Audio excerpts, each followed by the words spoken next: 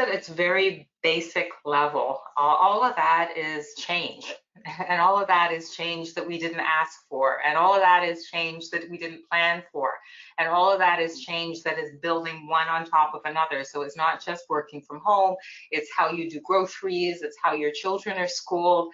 That's a lot. Like the human mind doesn't really love change. Like even positive change, we have a difficulty adapting to without stress.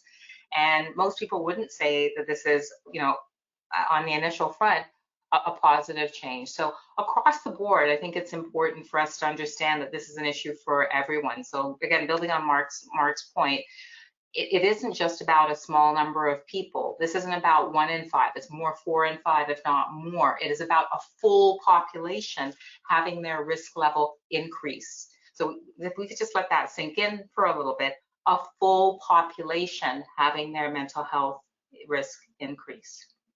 On top of that, though, this has not been equitable for everyone. The virus hasn't hit everybody in an equitable way, and certainly the mental health impact hasn't.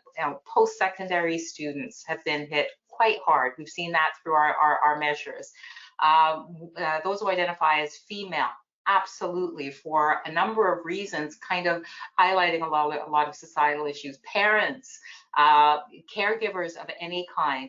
So I think it is an important thing to realize that there isn't a one-size-fits-all strategy for this. Even though we're all impacted, how we're impacted varies a great deal. So there really does need to be a framework for solutions that are more personalized in order to be effective.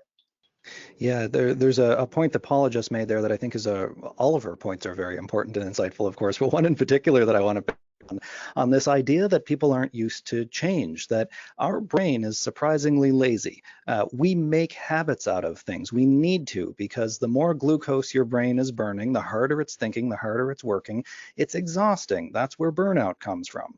And every time you change, every time that you move outside of that which is familiar or habitual, you have to relearn new ways of doing it in order to take those shortcuts.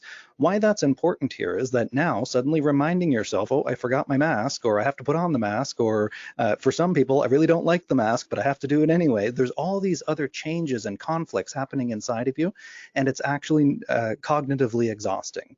So I think that as we get used to this, we're seeing now the curve where you can walk down the street, at least in downtown Toronto, and the vast majority of people forget that they're wearing a mask. So I think that there is a change curve here, and that it does get a little bit easier as we go. What I think will be interesting to see is when we do come out of this, and we eventually will come out of this, how are people going to be when they change back? If we have to go back into traditional workplaces, while that might seem like good news, that's probably going to be just as stressful as when we came out in the first place, because we just got used to this.